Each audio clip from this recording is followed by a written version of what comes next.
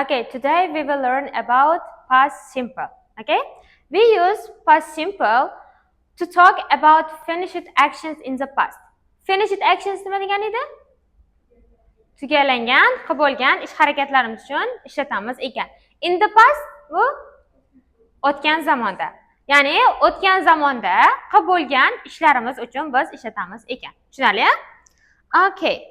For example, I watched TV. Nima degani? Men televizor ko'rdim. Yesterday, kecha. Okay.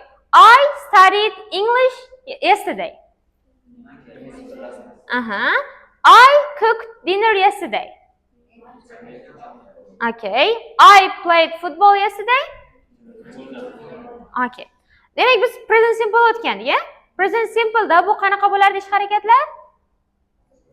Hozirgi zamonda, ya'ni we do what? Every day. Yes? We do every day. Ya'ni biz har kuni qiladigan ishlar uchun present simple ishlatardik, ya? Buni qachon ishlatamiz ekan biz buni? Past simple. Ya'ni tugatib bo'lingan ish harakatlar. Misol uchun kecha televizor ko'rib bo'lingan, bu qilib bo'lingan. Yes? Okay. Hop, positive form. Subject and verb ed. Demak, verbga nima qo'shamiz ekan? Ed qo'shish orqali hosil qilar ekan. Misol uchun, I played. You watched. He lived. She studied. We walked. They cleaned. Okay? Demak, subject, verb and what? Ed. Great. Examples. Okay, read first one. Nima degani? Ko'rdi. Yes? Okay. London. Yeah? She lived in London. She. Yashagan. Yashagan. Okay, next. O'ynashdi. Yes? Okay, Ruxshana. Okay. Dik. Yes, biz xonani tozaladik. Great. And negative form. Yeah, negative form. Subject, then what? Yes, we add didn't, then verb. What does mean base form? Base form, do you know? It means verb 1.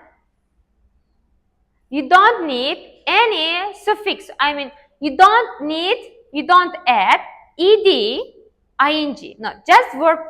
Not clean it, just clean. Okay? Not watch it, not that. I didn't play football. What does it mean I didn't play football? Okay. She didn't live in a city. Yashamagan. Yes? We didn't watch TV. Yes. They didn't study English. Yes. Ingliz tili o'qishmagan, o'rganishmagan. Demak, didn't keyin nima kelyapti? Verb 1. Yani yes, verb the base form kelyapti ekan. Understandable? Okay, remember, after didn't, the verb is in the base form. Not didn't play it. Okay? Not didn't play it or didn't work it like this. The correct answer is what? Didn't play. Okay. Yes. Spelling rules. What does mean spelling rules? How to add, when you add ed in the past simple, there is a change. What does mean change? Yes. For example, demak, verblarga biz nima qo'shamiz dedik? Ed. For example, walk, walked. Yes? Walked. Okay. No change. But when the verb ends with e, you just add what? D. Not ed. Just d. Yeah. For example, like, the last letter is what? E. Yeah, that's why we add D. Yeah, liked.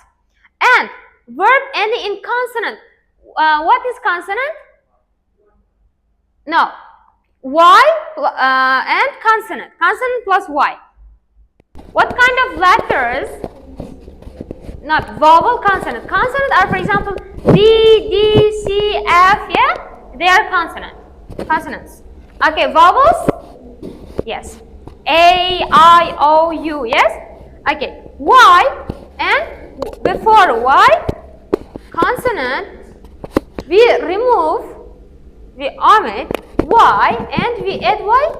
I-E-D. Okay, I-E-D. For example, study. What does it mean? Yes.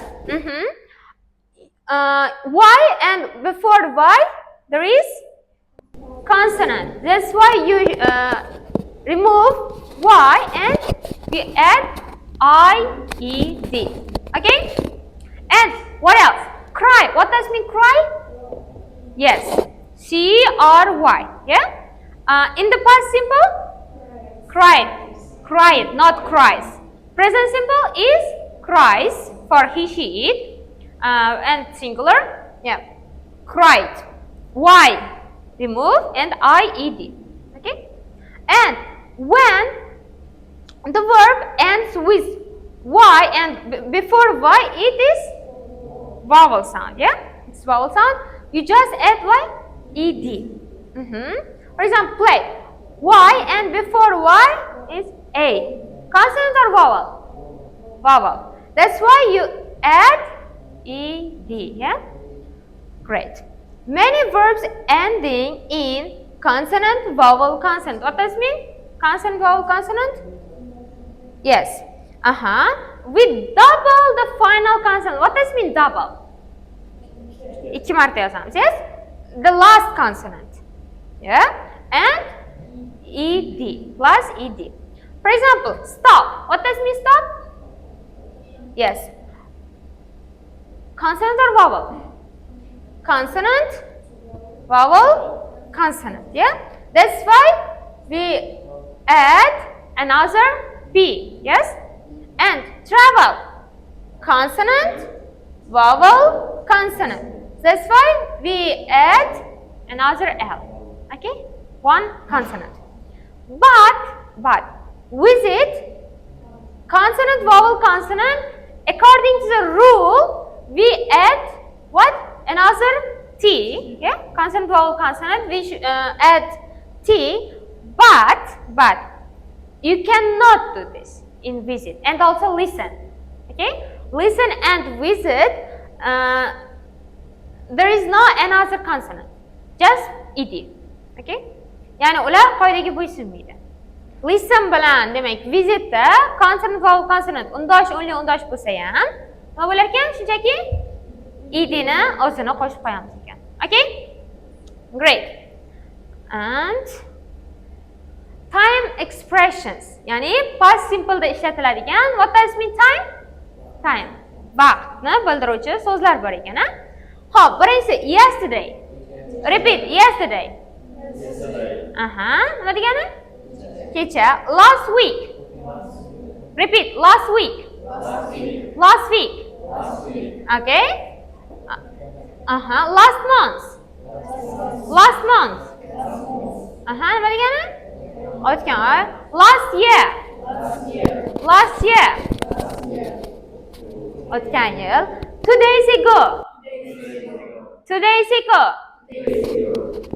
2 kun oldin. On Monday. Dushanba kuni. Yana qaranglar, hafta kuni dushanba o'tib ketdi, ha? O'tib ketgan o'sha mana dushanba kuni nima qilganimizni aytsak biz, qaysi ishlatamiz ekan? On Monday or seshanba kuni bo'lsa on Tuesday. Great. Last Friday. O'tgan juma kuni. Yes? In 2010, yeah? Ya'ni 2010-yil, yes? O'tib ketgan yillar. In the morning. Nima degani? In the morning? Ertalab. Yes, ertalab. Okay. Is it in the morning? No. In the morning is past. O'tib ketdi, yeah? Okay. At night. Tunda, yeah? Tunda. Misol uchun hozir ertalab bo'lsa, tunda shunaqa qildim desak, kecha tunda desak, biz qaysi amal ishlatamiz ekan? Past simple dan foydalanamiz ekan, ha? Okay, great. Read first one.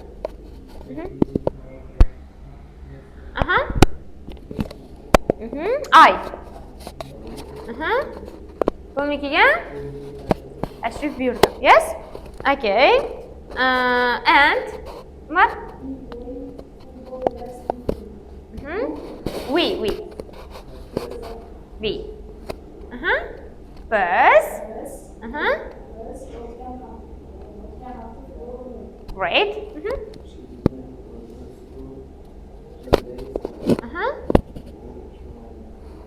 Yes. Okay.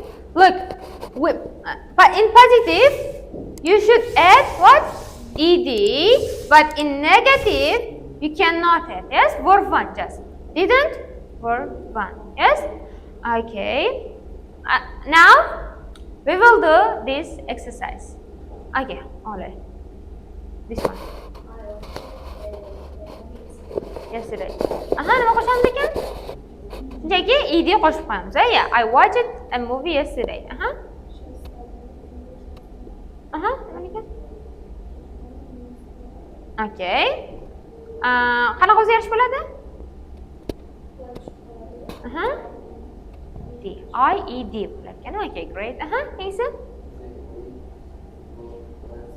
Nima degani? Weekend. Oh, weekend.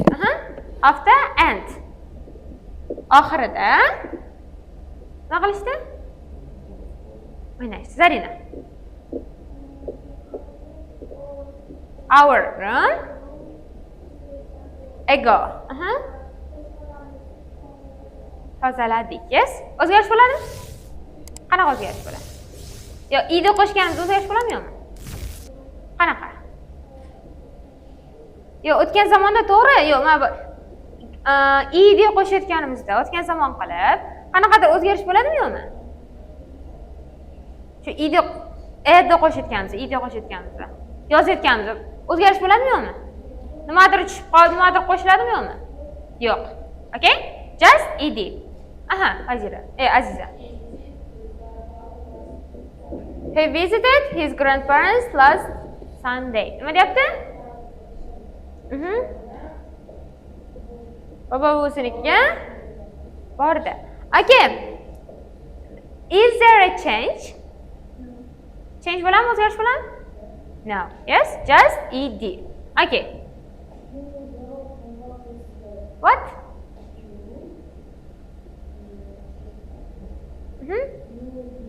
Yes. You didn't think nima bo'ladi dedik? Didn't. Qani verb? Didn't do. Tushundingizmi? You didn't qo'shamiz va bu yerda asosiy verb mana. You didn't do your homework yesterday. Nima degani? You. Siz kecha qilmadingiz. Didn't. Qilmadingiz. Okay? Great.